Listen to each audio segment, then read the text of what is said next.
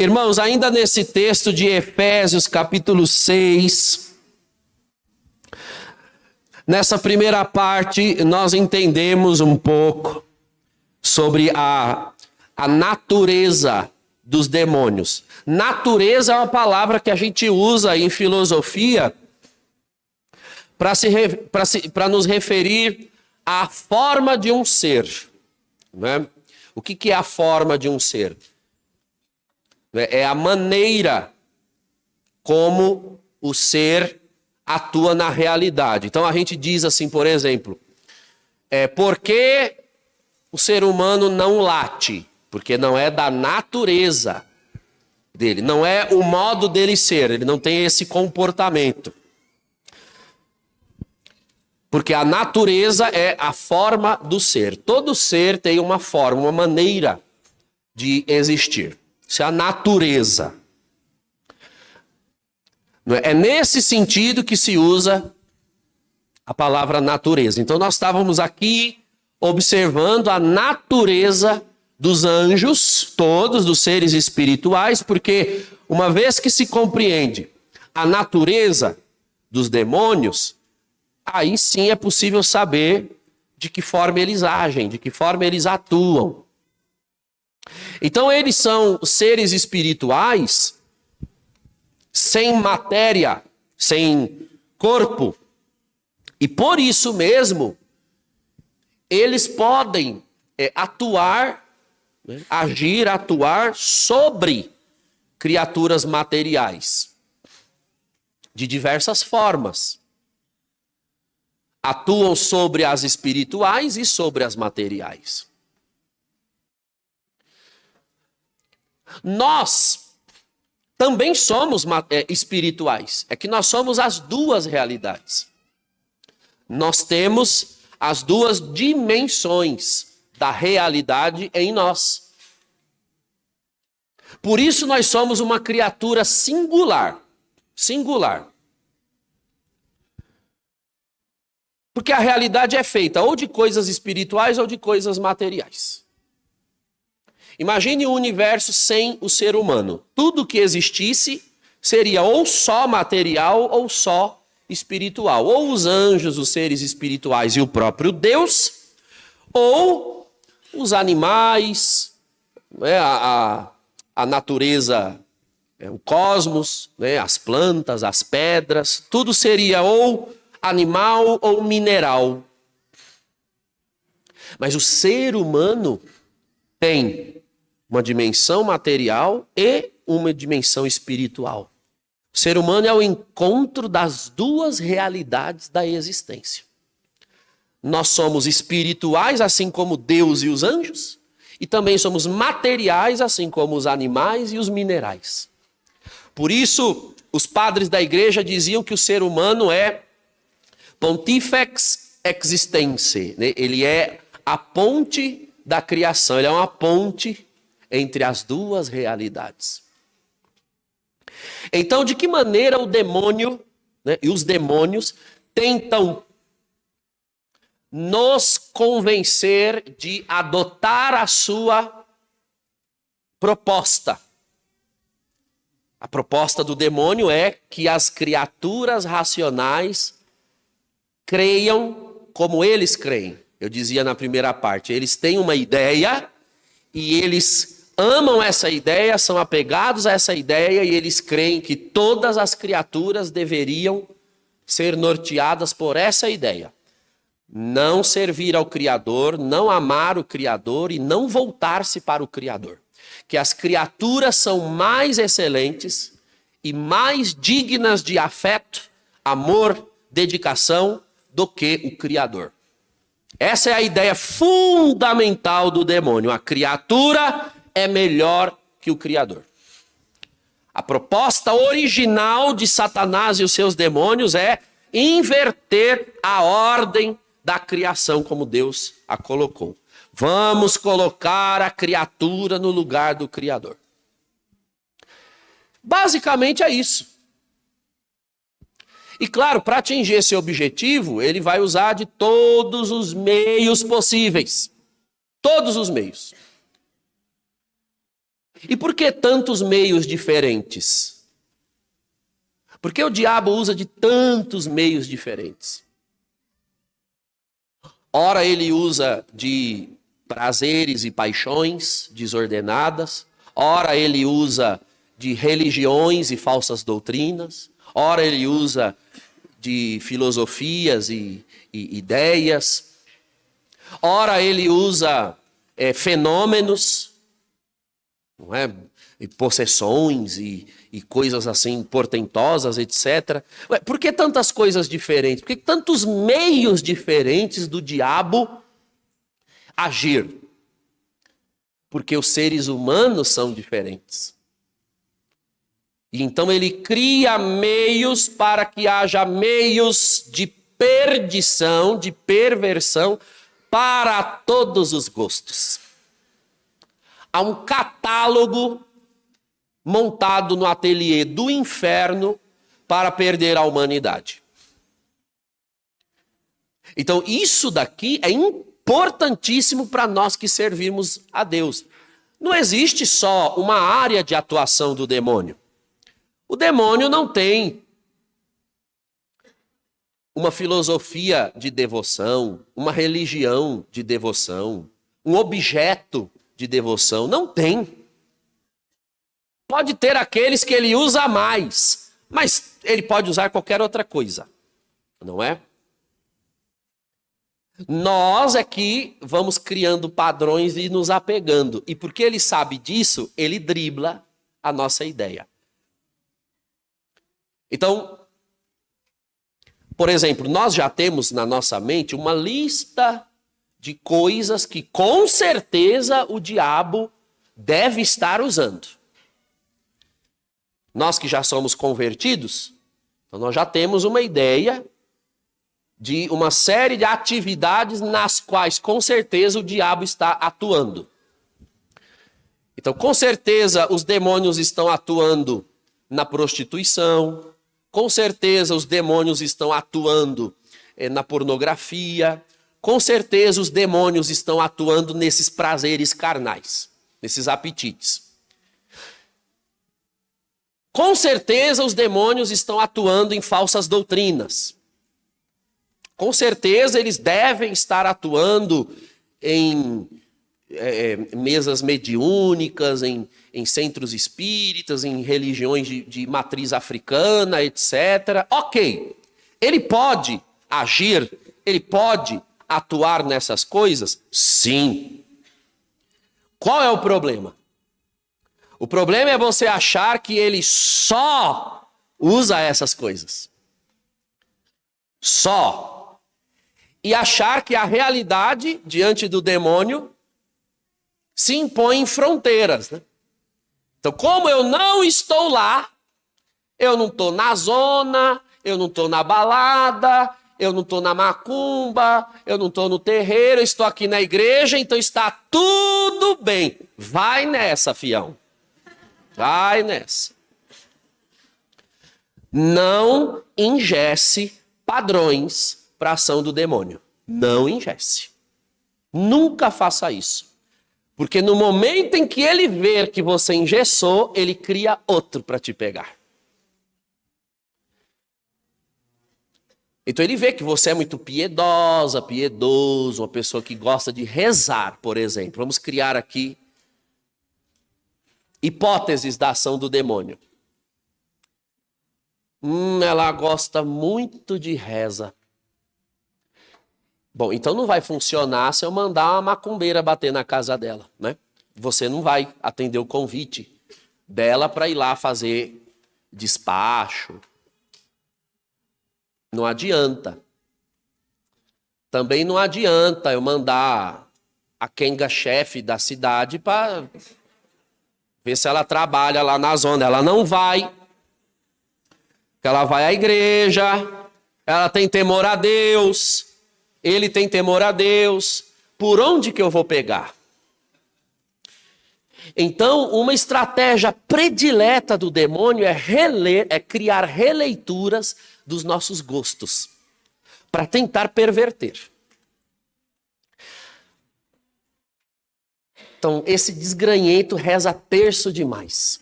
O que eu vou fazer? Pois ele vai tentar usar o terço contra você. Mas o terço vai.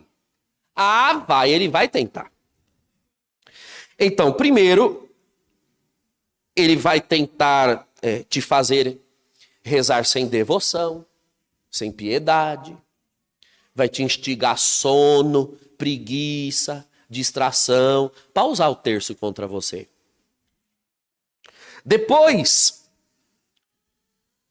ele pode também tentar fazer com que você enxergue este objeto como uma espécie de amuleto de sorte. E crie um apego no objeto, né? Ele tem uma ideia um dia e diz, já sei, vou sumir com o terço da desgraçada. Desaparece o seu terço predileto. Sumiu. E aí você quer rezar. Cadê meu terço? Cadê meu terço? Aí já grita com todo mundo em casa. Xinga o marido, briga com os filhos e acusa a mulher que faz limpeza. Por causa do terço. Aí quando você já pecou, já teve raiva, já teve ódio, aí ele se retira, porque ele estava tentando bloquear a sua memória, ele se retira e você lembra onde colocou. Tá aqui. Usou ou não usou o terço contra você? Ele usa. Ele pode usar. Ele pode usar tornando para você um objeto de sortilégio, de superstição. Ele pode usar. Ele pode usar como um cavalo de guerra, né?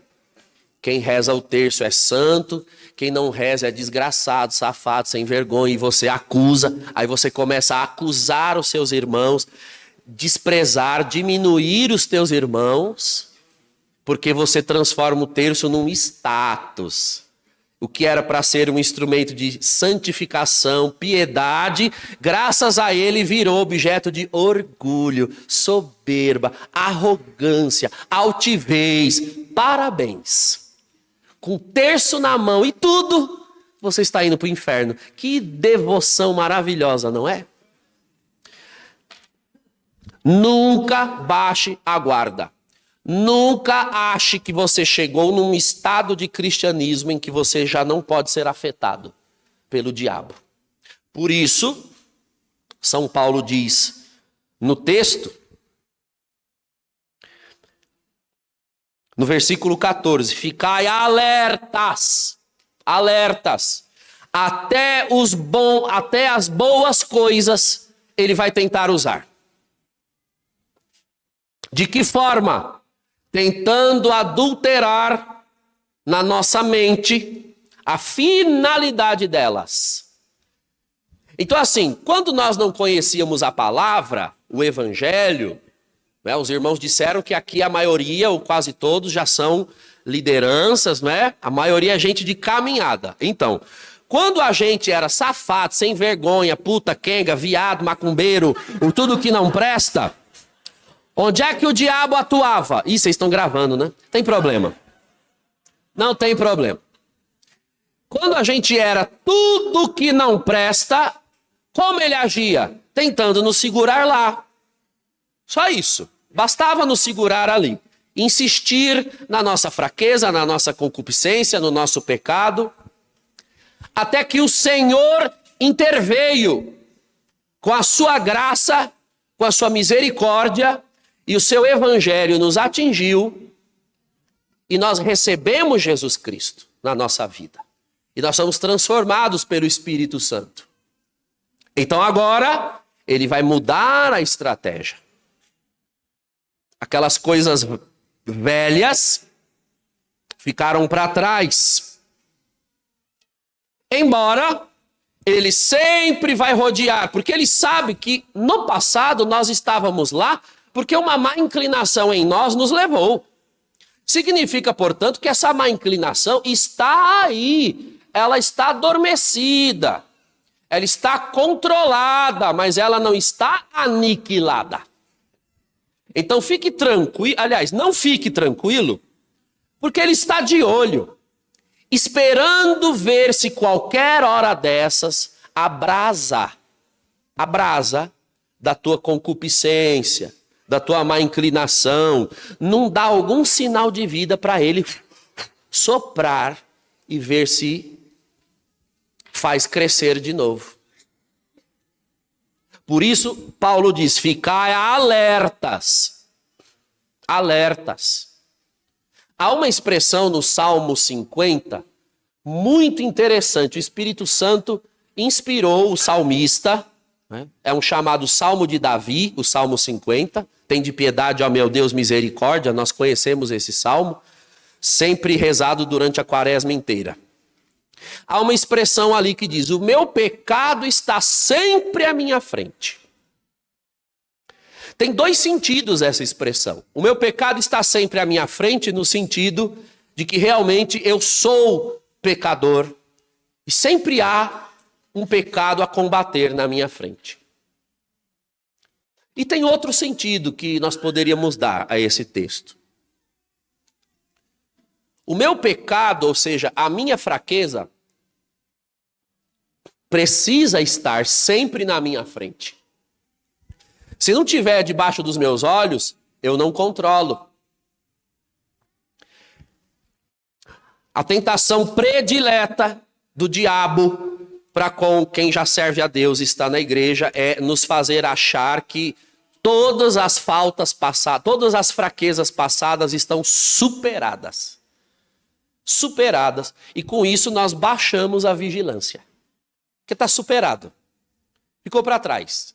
Não, eu não mexo mais com isso, eu não tenho mais essa tentação, Jesus me libertou. Olha, fica esperto. Não vigia não. Não vigia não. Nunca ache que você superou. Sempre tem que estar diante dos seus olhos. O meu pecado está sempre na minha frente, de olho nele. Porque se você não olha, Satanás vê e tenta trazer de volta. Muitos se perdem por recaírem em pecados passados, que achavam que estava superado. E aí caem de duas maneiras. Primeiro, voltam. E ao voltar, permanecem lá pela reminiscência do prazer. Poxa vida, eu tinha esquecido como era bom. Ou, uma segunda razão, caem e ficam lá pela vergonha de se erguerem, porque sempre se gabaram de já terem vencido aquele pecado. Uma coisa que edifica muito a igreja são testemunhos, não é verdade? Quando você pode dar o seu testemunho, testemunhar a sua conversão, ela vira uma arma contra a força das trevas, uma arma que pesca almas para Deus. Você acha mesmo que o diabo vai deixar quieta a matéria do seu testemunho? Não vai. Não vai. Ele vai tentar fazer com que o seu testemunho vire vergonha.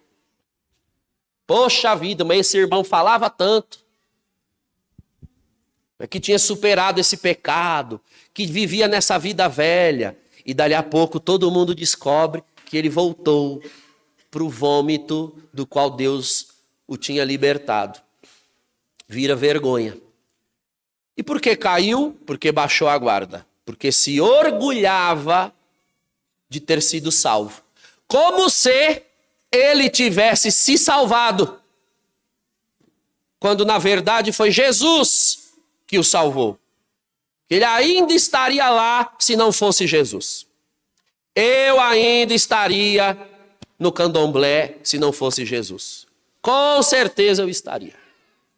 A essa hora eu já seria pai de santo, já teria meu barracão e estava podre de rico, ganhando a vida com macumba. Pode ter certeza. Pô, vocês imaginam, com eloquência, com retórica, ixi, eu ia fazer um macumbódromo maior do mundo. Aí eu ia com certeza.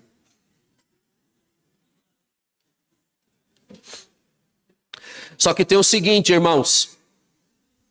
Eu não posso me orgulhar de ter saído de lá. Porque não tem orgulho nenhum nisso. Se você não conhece esse testemunho, ouça lá depois, no YouTube tem para você escutar. Eu sempre deixo claro que era um lugar no qual eu gostava de estar. Eu gostava, como eu ia sair? Eu não saí de lá. Jesus me tirou. Eu não saí, então como é que eu posso me orgulhar? Se não há razão para isso. Não há razão nenhuma. É necessário, então, sempre ter diante dos olhos a má inclinação para vigiar. Ficai alertas. Ficai alertas, diz o apóstolo. A cintura cingidos com a verdade. Então veja, a primeira arma contra o diabo é a verdade. Porque ele sempre vem nos tentar com meias verdades ou com mentiras completas. Veja, como nós somos seres também espirituais, o diabo tem meios de acessar a nossa mente. Ele não tem poder sobre a nossa mente. Então isso aqui são perguntas que geralmente se fazem, são básicas. O diabo pode ler a nossa mente? Não. Ele não tem acesso. Só Deus tem acesso à nossa mente. E podem ter acesso, não à nossa mente, mas ao que se passa nela, somente aqueles seres que estejam em comunhão com Deus. Porque aí Deus pode dar a conhecer, como os anjos e os santos. Então, por isso, se você reza em silêncio a Nossa Senhora ou aos santos anjos, essa oração, ela tem efeito. Não porque Nossa Senhora ou os anjos leiam a sua mente, mas porque se você está em oração, Deus faz eles conhecerem o conteúdo da sua mente. Já os demônios não têm comunhão com Deus. Não têm unidade conosco através do Espírito de Deus. Então eles não têm acesso à nossa mente e também Deus não dá a eles a conhecer. O problema é que a astúcia deles é imensa. Eles não sabem o que se passa, mas eles deduzem com muita facilidade através de outros meios, né? Através do que nós fazemos, através do que nós falamos, através da nossa postura, através da nossa expressão facial, corporal. A gente revela o que está dentro de nós. A gente revela. Então, pela sua cara, o diabo sabe. Ele deduz. E por quais meios o diabo tenta nos arrastar? Primeiro, pela sugestão. Sugestão. Como ele é um espírito, como eles são espíritos, eles vão usar o mesmo recurso que os anjos da guarda usam. Que é a sugestão na mente. Eles ficam emitindo aquela ideia e a nossa alma, a nossa mente, ela percebe de alguma forma. É aquela sensação que você tem que uma ideia está vindo na sua mente e que não é você que está criando de dentro para fora, ela vem insistente, um mau pensamento. Quando um mau pensamento é muito insistente, então ele pode ter duas origens. Ou é realmente uma confecção da sua mente na qual você fica se concentrando, ou ela realmente vem de fora, por sugestão do maligno. A palavra sugestão nós usamos para nos referir ao demônio. Aos anjos e ao Espírito Santo nós usamos a palavra inspiração. Então, assim como os anjos e o Espírito Santo inspiram, os demônios sugerem o tempo todo. E isso é muito comum. É o que nós chamamos de tentação. A tentação é a atividade ordinária do demônio. A predileta. Porque é onde ele mais nos pega. Ao lado das tentações, tem a segunda grande atividade, né? Que, de certa forma, é o que constitui a tentação como um todo. A tentação geralmente é composta por essas duas partes, a sugestão e a ocasião. A ocasião. Vem o pensamento, primeiro ele insemina o pensamento, né? O desgraçado já faz você pensar. Quando você está pensando, ele ajuda a preparar a ocasião para colocar em prática aquele pensamento. Quando você está armado com a verdade, ou seja, você sabe como ele atua, a verdade é essa. Você já tem o primeiro anticorpo contra o diabo. São aquelas vezes em que você olha e pensa, mas é muita coincidência. Eu estava exatamente pensando nisso hoje e não é que me apareceu a desgraça? É aquele dia assim que você sonha, olha só, como ele faz sugestão, ele pode sugerir sonhos. Então no dia você sonha com alguém que você tinha raiva, sonhou com a briga. Né? Quando você acorda depois de um sonho, geralmente você já acorda impressionado, né? Então já acorda com raiva. Acorda com raiva, fica pensando naquela pessoa, pois o Satanás faz a pessoa aparecer aquele dia. Faz você encontrar, faz você ver. Por quê? Porque ele sabe que você já está todo inclinada a xingar, agredir, falar mal, fofocar. Então, a sugestão mais a ocasião. Mais a ocasião. Então, é como no dia, por exemplo, você está com raiva e está pensando na pessoa com raiva e de repente ela aparece. Nossa, que coincidência. É como, por exemplo, o casal de namorados que quer viver em santidade, castidade. E aí sempre tem aqueles dias, né? Aqueles dias mais ovulatórios, mais...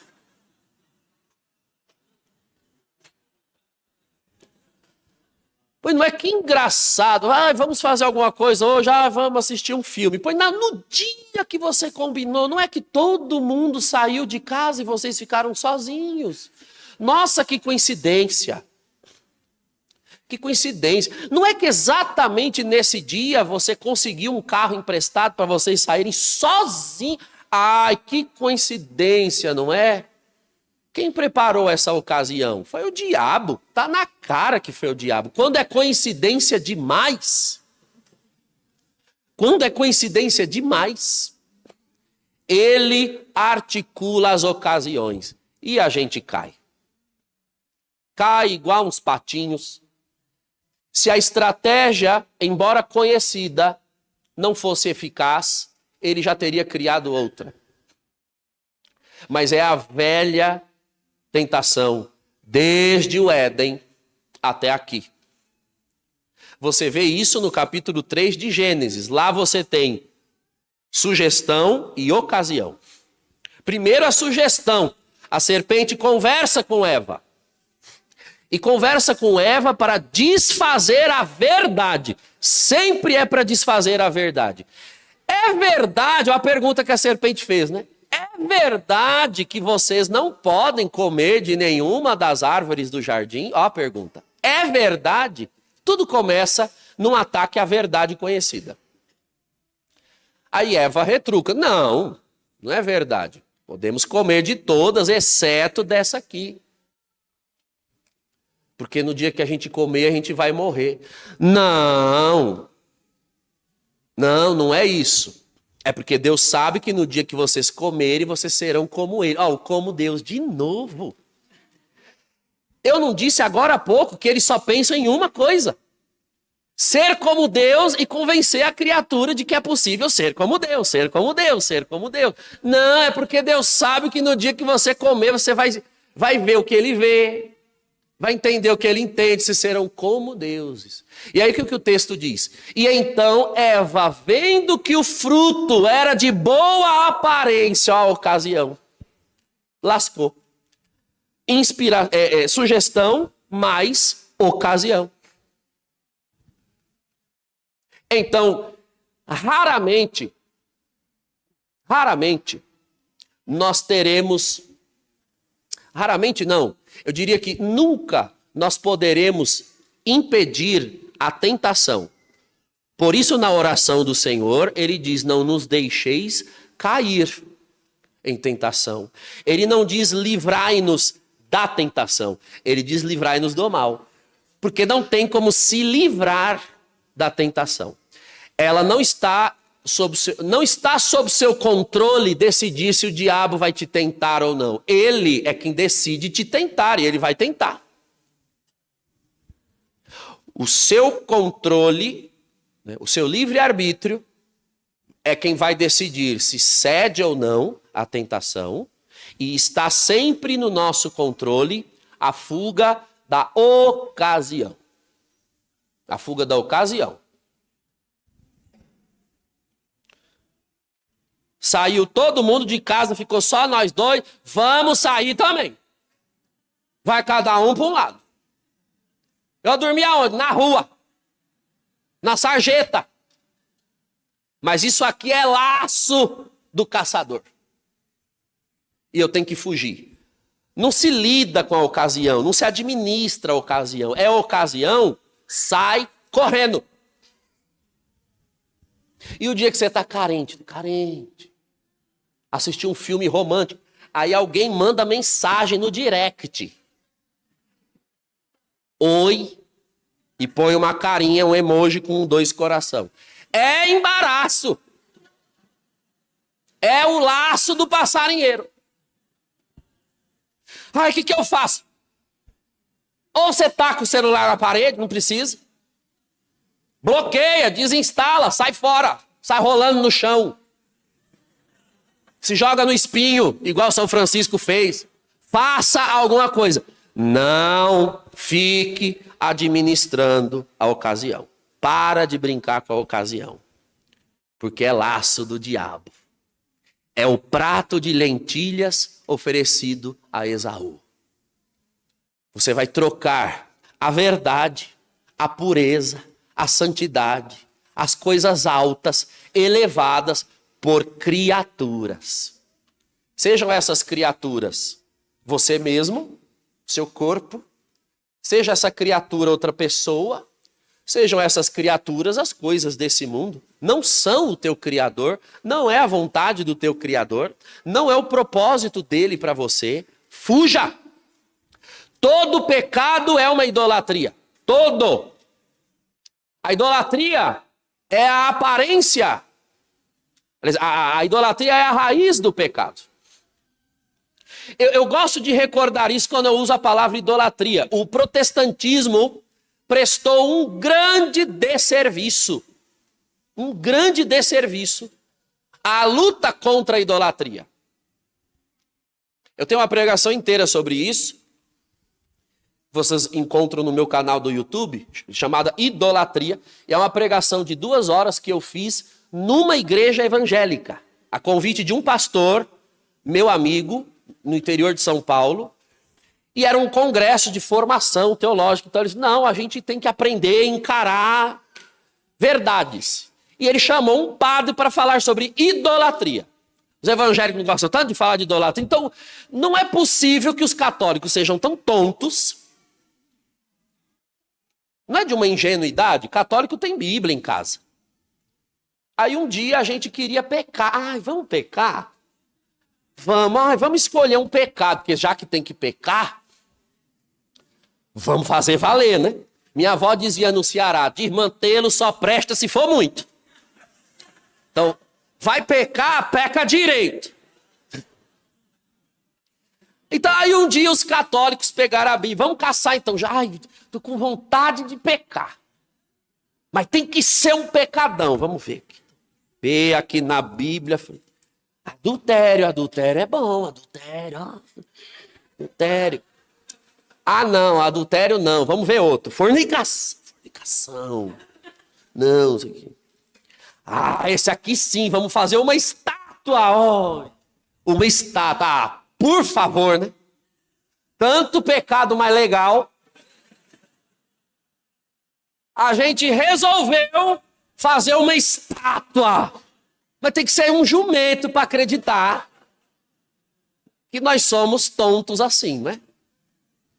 Não, é um pensamento tão tacanho que o próprio protestante não enxerga como ele é ridículo, né? É ridículo. Não, a idolatria é a superestimação das criaturas. Então tem essa pregação lá e vocês podem ouvir. Vocês vão ver na apresentação eu falando que eu sou padre da Igreja Católica, porque era realmente um público evangélico, protestante, nessa quantidade que vocês estão aqui. Eu dizia, meus irmãos, me desculpe, mas vocês prestam um grande desserviço à denúncia que o cristianismo precisa denunciar a idolatria. Mas o que vocês fizeram? Vocês reduziram a palavra idolatria a um conceito minúsculo de idolatria. Vocês fizeram todo mundo achar que idolatria tem um pedaço de gesso na estante.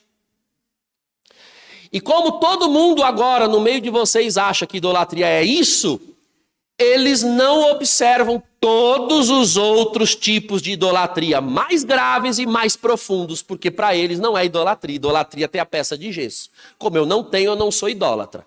Logo, eles não têm o pecado diante dos olhos e não vigiam contra ele e terminam idolatrando marido, idolatrando filho, idolatrando pastor, idolatrando música, idolatrando banda, idolatrando véu, idolatrando inário, idolatrando ancião, idolatram tudo, só não a peça de gesso. Vocês prestaram um grande desserviço, porque tem idolatrias muito piores. E outra coisa, a idolatria não é um ato externo. Não é um ato externo. Porque se o que causa idolatria forem objetos, eu vou ser o primeiro a quebrar. Me mostra qual é que eu quebro. A idolatria é um movimento perverso do coração. Aonde eu estiver, com imagem, sem imagem, com pintura ou sem pintura, eu serei capaz de cometer idolatria. Dobrando o joelho ou em pé, sentado ou deitado, eu continuo capaz de ser idólatra. A idolatria acontece aqui dentro. Aqui dentro. Mas vocês reduziram a palavra, uma palavra tão forte como idolatria, reduziram a um aspecto dela que existe. Existe. A idolatria com objetos está no catecismo da igreja e tem nome, é chamada superstição. É superestimar um objeto como tendo poder ou vida própria, ou que objetos possam influenciar na nossa vida moral, espiritual.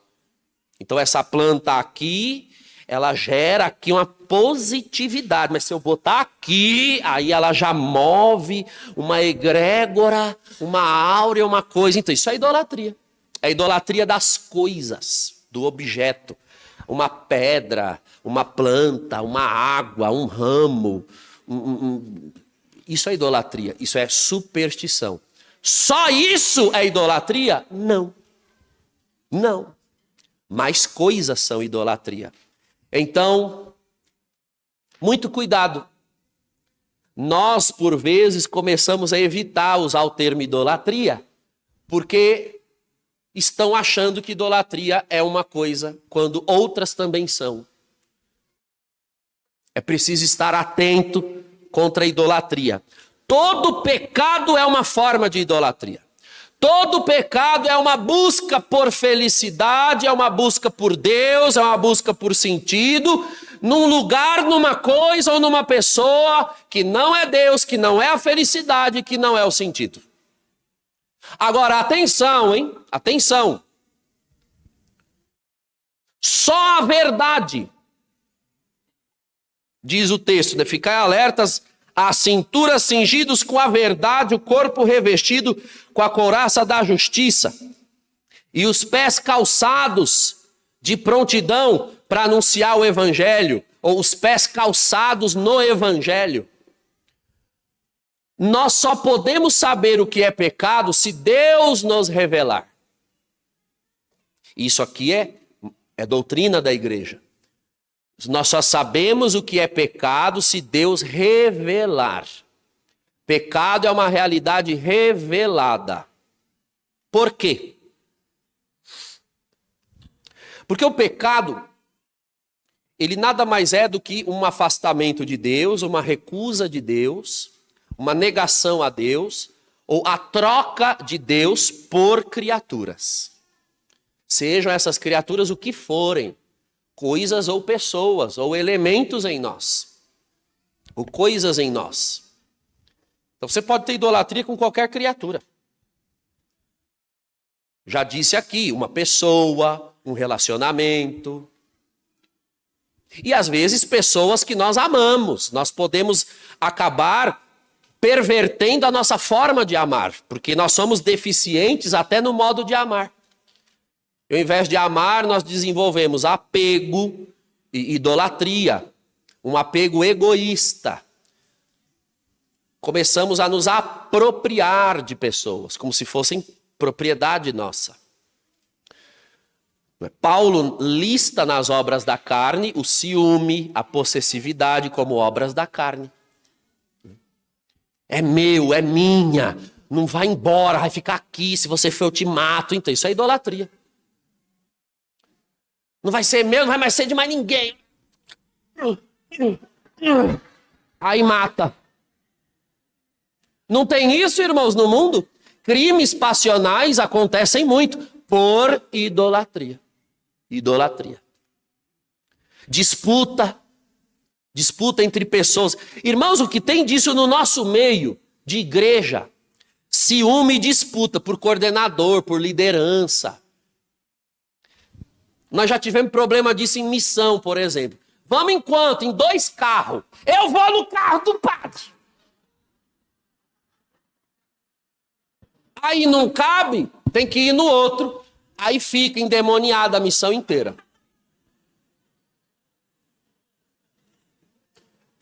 Ou só em São Paulo acontece isso? Possessividade, mimimi. Ó, as irmãs me desculpam, mas mulher tem muito disso. Ah, tem. É a coisa da minha amiga, minha colega, minha chegada, minha best. Ai, não sei o quê. Então, isso é a idolatria dos afetos. Idolatria dos afetos. Escuta, nós estamos indo servir a Deus, fazer a obra. Interessa em que carro você vai? Interessa com quem vai, com quem não vai? Já é o diabo usando nossas paixões, nossas inclinações, nossos afetos, nossos mimimis, para nos dividir. Porque uma nação dividida contra si não pode permanecer. Um reino dividido contra si não prosperará. Mas tem dessas coisas. É meu preferido, meu predileto, meu não sei o quê. E ficamos nessa carnalidade. Isso é um perigo. E é idolatria. Então, nós só podemos saber o que é pecado se Deus nos mostrar. Por quê? Porque Ele é a medida da gravidade e da existência do pecado. Ele é a medida. Pecado é um não a Deus. Então é Deus que vê se a criatura humana está mais perto ou mais longe dele. Por isso o pecado é revelado. O diabo, sabendo disso, também já corrompeu as mentes quanto ao conceito de pecado. Majoritariamente, na nossa sociedade, o diabo sabe que a nossa sociedade, aqui no Ocidente, no Brasil, na Europa, etc., nós temos uma matriz judaico-cristã. Então nós todos já ouvimos falar a palavra pecado, Deus, Jesus, igreja, todo mundo. O cristão e o pagão. Todos conhecem mais ou menos essas categorias. Só que o diabo, sabendo disso, perverteu a noção de pecado. Assim como ele fez com Eva, ele perverteu a função da árvore do conhecimento do bem e do mal no jardim. É isso que ele faz. O que é a mentira? É a verdade distorcida, é a verdade mudada de lugar, é a verdade adulterada. A mentira sempre tem algo da verdade. É a verdade adulterada. O diabo não é criador, o diabo não tira absolutamente nada do nada. Ele não tem poder para isso, ele não é Deus. O diabo não é criador, ele é criativo. Ele cria a partir do que já existe. Se a realidade, se a existência, se tudo o que existe é a verdade, a mentira nada mais é do que as coisas que existem fora do lugar, tiradas do lugar, prejudicadas nos seus fins. Se vocês repararem, a proposta que o diabo fez a Eva se cumpriu. Não, ele sabe que no dia que vocês comerem, vocês serão como Deus, vírgula, conhecedores do bem e do mal. E eles comeram. O que foi que aconteceu? Aconteceu o que o diabo falou. Realmente o ser humano se tornou conhecedor do bem e do mal. O problema é que talvez na mente de Eva e de Adão, eles pensavam que conhecer o bem e o mal fosse conhecer aqui, ó. O que eles não sabiam é que eles se tornariam conhecedores porque eles passariam a experimentar o mal. O mal nunca mais foi embora. A morte, a dor, o sofrimento, a doença, a corrupção, e estão aí, a desgraça feita. A mentira é a verdade adulterada, maquiada, e ela sempre vem com aparência de verdade. Essas são as mentiras boas. Porque uma mentira esdrúxula é fácil de identificar e é fácil de correr dela. Como tem umas antas que gostam da mentira esdrúxula, então elas existem também, o diabo oferece. Né? Porque o diabo tem um mercado vasto, mentira para todos os gostos. Mas tem mentiras com requintes de beleza. Então, por exemplo, na nossa sociedade hoje se entende que o pecado nada mais é do que o mal feito, né? Aquilo que se faz de ruim, de mal. Causar dano a alguém. Essa é a ideia de pecado que as pessoas têm. Não é o discurso mais básico do pagão? É pecado. Eu não tenho pecado, eu nunca matei, eu nunca roubei. Então ela acha que o que revela o que o pecado é o Código Penal. Se não é crime, não é pecado. Não confunda a lei com a divindade de Deus. A lei é para que haja justiça entre os homens. A palavra é quem estabelece a justiça entre os homens e Deus. Justiça entre a sociedade, aí sim, tem leis para isso. E até elas podem ser adulteradas, falseadas, porque são criadas por nós. Quando não são baseadas na lei natural criada por Deus. Hoje em dia, infelizmente, uma coisa pode ser legal, ou seja, estar a lei permitir, mas não ser moral. Não é moral. Pode fazer, mas não agrada a Deus. Quantos países já permitem o aborto? Não é mais crime. E porque não é crime, deixou de ser pecado? Em muitos países há drogas terríveis legalizadas, não é crime. E porque não é crime, deixou de ser pecado? O parâmetro de pecado não é a lei, é Deus. Ele diz o que é pecado ou não. Ele é quem diz o que lhe agrada ou não. Sou eu, por acaso, que vou dizer o que você gosta ou você não gosta de comer? Você é a única pessoa que pode dizer o que você gosta ou o que você não gosta. Ora, o que desagrada ou não a Deus? É Deus quem diz, não somos nós. Ah, mas eu nunca matei ninguém. Então, mas não é só matar que desagrada o coração de Deus. Então, essa é a primeira distorção, é a primeira corrupção na ideia de pecado. É achar que o pecado é só o mal feito. E, em segundo lugar, né, uma segunda redução da ideia de pecado é achar que só é pecado o que traz um prejuízo imediato e evidente. Então, assim, a Escritura diz que é pecado, a doutrina da igreja diz que é pecado, aí um dia a pessoa comete. E aí ela observa que assim, ela cometeu, mas aquilo não causou nenhum mal evidente, assim, eu não estou vendo nenhum mal, nenhum prejuízo, não estragou minha saúde, não prejudicou ninguém. É muito comum isso, irmãos. É como quando eu atendo adolescentes, né? Eles não conseguem entender como é que masturbação pode ser pecado. Mas é só um... Mas eu não estou fazendo mal para ninguém, só uma viradinha de olho aqui só.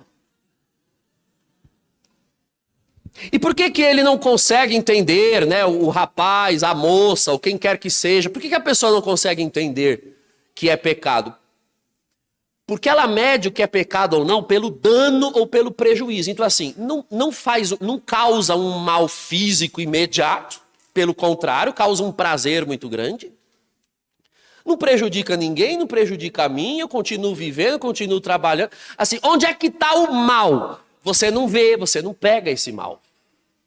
Com o tempo, você começa a desconfiar se realmente isso é um pecado. Por quê? Porque cadê o prejuízo? Onde está o dano? Então, é preciso se calçar na verdade. As coisas não são o que nós começamos a achar. E as coisas, a realidade, ela não pode ser definida pela minha experiência pessoal. Eu não sou o autor da realidade. O autor da realidade vê este ato como um ato mau. Então, em primeiro lugar, saber e crer no que é pecado ou não é uma questão de fé. Eu não entendo, eu não enxergo, eu não estou experimentando o dano, mas se o Senhor diz que eu creio no Senhor. Esse é um primeiro ponto. Eu creio no Senhor. Se existe algum erro nessa concepção de pecado, esse erro está em mim, não pode estar em Deus. Deus não pode errar. Onde está o erro em mim? Não sei, mas só pode estar em mim. Porque esse pensamento insistente de que não é possível que isso seja pecado. Não tem mal nisso aqui, não tem dano nisso aqui. Ora, esse pensamento não é insistente? De onde vêm os pensamentos insistentes? Eu não acabei de dizer que isso é coisa do cabrunco? E você vai cair? Então é uma questão de fé. Em primeiro lugar, fé. E eu vou morrer lutando, combatendo, e caindo e levantando, mas nunca me conformando. João Paulo II não dizia que o santo é um pecador que nunca desiste. Então não interessa o que eu acho, o que eu sinto, o que eu penso, eu só posso estar errado. Porque Deus e a igreja não podem errar em matéria de revelação. Se não agrada a Deus, não agrada. Agora, sim, um pecado, ele vai trazer danos cedo ou tarde. Cedo ou tarde. Se ele não trouxer já agora nessa vida, na outra você verá qual foi o dano. Porque ele danifica de alguma forma o nosso amor a Deus e causa danos na nossa alma. E como nós não vemos a nossa alma porque nós somos opacos, dizia Santo Tomás, você só verá como ela é e como ela está quando, após a morte, fora do corpo, você vê-la no único espelho que a alma possui, que é o próprio Criador. Você verá Jesus, que é o homem perfeito, e verá você. A diferença entre ele, o que ele é, e você, que chegou ali e o que se tornou, é o pecado. Ele é o parâmetro, ele é a régua, ele é o homem perfeito, o ser humano perfeito. Bastará se olhar e olhar para ele. Está igual, está parecido ou está muito diferente? O juízo será isso. O juízo será isso. O juízo não será um livro cheio de poeira sendo aberto. Nome? Raimundo. Pum. Vamos ver aqui. São literaturas, né? São categorias imaginárias que nós criamos. O juízo nada mais será do que receber a luz de Deus na alma e se ver como Deus me vê. Porque uma coisa é o que você acha que você é. Outra coisa é o que você é de verdade e isso Deus sabe. E Ele vai infundir em você. Aí você vai se ver como é. E por ser depois da morte, não haverá nada que se possa fazer para mudar. Então é preciso, irmãos, crer na verdade. Você que é servo de Deus, serva de Deus, você deve crer e fugir do pecado e saber que uma coisa é pecado porque a Escritura diz, porque a igreja diz. E claro, nem a Escritura e nem a igreja se furtam do questionamento humano. Estudar, se formar, nos ajuda a encontrar as razões pelas quais aquilo é pecado. Sempre há razões. Mas não se tem primeiro as razões para passar a crer. Primeiro você crê e vive. E depois as razões são dadas e dadas pelo próprio Espírito de Deus. A Escritura diz, o Senhor resiste aos soberbos, aos orgulhosos. Resiste. Não acredito que é pecado. Bom, enquanto você ficar nessa dura cerviz, né? Não acredito, não estou convencido, vai ficar muito difícil ser convencido mesmo. Porque você já se armou contra Deus e se abriu ao diabo. Então todas as sugestões dele prevalecerão. É preciso estar calçado na verdade, e a verdade é revelada. Por isso é preciso se proteger contra esses pensamentos, essas sugestões, diz o versículo 16, com o escudo da fé. Escudo da fé. Só a fé teologal, não é a virtude teologal da fé, e a fé da igreja bloqueiam em nós essas setas malignas. O pensamento vem. E eu tenho a fé da igreja em mim. É como, por exemplo, as tentações de Jesus no deserto, se lembram? Se és filho do homem, lança-te daqui abaixo, porque está escrito, ele ordenará os anjos ao teu respeito para que os teus pés não se machuquem em alguma pedra. O desgraçado citou para Jesus o Salmo 90. Vocês têm noção da pachorra? Aí você fica achando que o diabo só apareceria em forma de bode preto, chifrudo. Não, colega, ele cita a Bíblia. Cita a Bíblia. Ele deve ter aparecido para Jesus de batina. Em forma de teólogo, de bispo. Porque ele citou o Salmo 90, que é o salmo que a gente lê para expulsar ele. O desgraçado ouviu tanto que decorou. Vocês nunca perceberam que na Bíblia está lá, são trechos do Salmo 90. O desgraçado usou o exorcismo para se favorecer. Aí você vem me dizer que o diabo tem coisas que ele rejeita e tem coisas que ele tem predileção? Depende, ele citou as palavras do exorcismo. Aliás, os exorcistas sempre falam muito, né, que para tentar zombar do exorcismo, eles ficam repetindo as palavras, né? Vá de retro, Satanás. Aí ele, vem de retro, Satanás. Ele repete que é para tentar desmoralizar o exorcista e fazer o exorcista pensar que não está tendo efeito, que é para enfraquecer a fé. Ele é rabudo, desgraçado. Eu estou falando, não baixe a guarda. Não pense que você está na frente dele. Não pense. Sem os dons, sem sabedoria, sem revelação, você não ganha dele. Você vai com a farinha, ele já está, né, com o bolo pronto, diz o ditado. Então é preciso ter a fé da igreja. Jesus vê que ele cita a Bíblia, porque Jesus foi citando Bíblia o tempo inteiro para refutar as tentações. Então na última tentação, é na terceira que ele cita o Salmo 90. Nas duas anteriores ele não cita trechos da Escritura. Jesus devolve de novo. A Escritura também diz, não tentarás o Senhor teu Deus. Você não tem outra arma para resistir à tentação. A palavra, ela tem que estar dentro de você. Vem o pensamento e você precisa buscar na palavra. Não. Esse pensamento não está de acordo com a palavra.